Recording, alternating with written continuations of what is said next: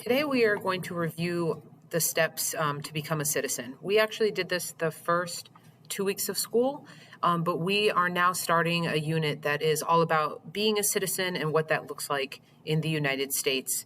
So instead of spending another week of going over something we already did, we're just going to review some of the basic elements of being a citizen that we talked about the first couple weeks of school. If you weren't here, you're just going to get some of the basic information we went over in this PowerPoint, so you have this knowledge moving forward through the unit.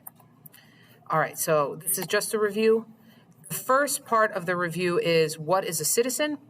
So by definition, a citizen is a legally recognized subject or national of a state or commonwealth, either native or naturalized.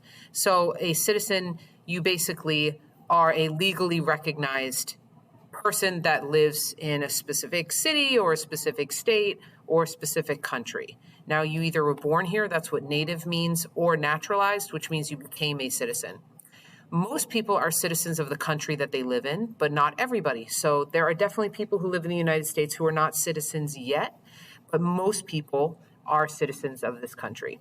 People are usually required to become a citizen if they were not a citizen already, if they live in a country for a long time. So a lot of people who are not citizens yet, they're waiting to become citizens. They are going to live in the country for a while and then eventually become a citizen. How can you become a citizen?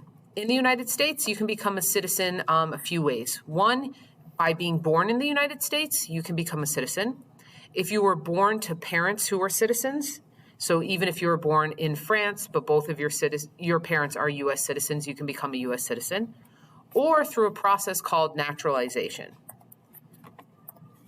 What is naturalization? Naturalization is a process someone can go through to become a citizen in the United States. There are a lot of steps to this process, and it takes a long time because some of the steps are as simple as you need to live in the country for a while. Here are the steps for naturalization. You need to be at least 18 years old. You need to be a permanent resident for at least 5 years. You need to have a good character. You need to speak English. You need to be able to pass a civics test, and you need to pass an interview process. This interview process is what's going to determine whether you have a good character, as well as things like you can't break laws. Okay, so you shouldn't have any type of law-breaking background. Now that you are a citizen, what rights do you have? So as a citizen, you have the rights to freedom of expression, which means you can express yourself, how you're feeling, what you think about things, politics. You can worship how you want. You have the right to a prompt and a fair trial. You have the right to keep and bear arms. Arms means weapons. Usually it talks about firearms, so guns. You can vote in elections. You are allowed to work in the United States, so you're allowed to have a job here. You are allowed to run for office. So if you would like to be part of the government in any way, you can do that.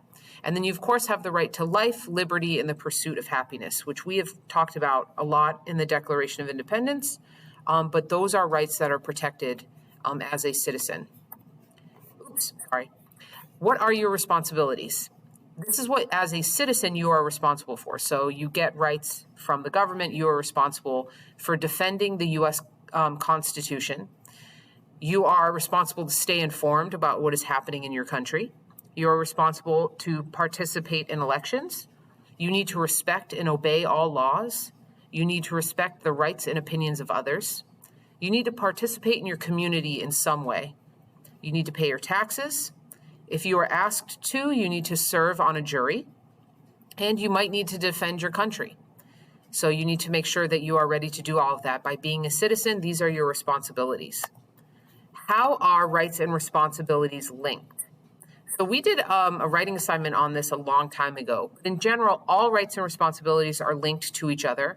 If the government is giving you a right, if they are protecting a right of yours, that means they are also protecting that right to make sure it will never be taken away, even by the government itself. Because your rights are protected, it is your responsibility to participate and to help your country. You can't be given everything and never expect to have to do something in return. And what you have to do in return is you have to participate in your community and in your country, and you have to make sure that you help your country. For example, the government makes sure people have schools for their children to attend for free. so their children will be educated. Okay, so when you guys come to school, you don't have parents going down to the main office and paying for your tuition for the year, right? Or for, every semester or every week or something like that. This is a benefit to families and to your community, because having anybody who is educated, that is always a benefit to families and to the community as a whole. Because of this right, because of people's right to receiving an education, people need to make sure that they pay their taxes in order to continue to have this right. So while you might not have parents paying a tuition, parents are paying taxes, and a very small percentage of their taxes are being put into education in order to make sure people have schools and all children are receiving an education in this country. All right. This is the basic stuff that we went over the first 2 weeks of school. This is the information you are going to need about citizens.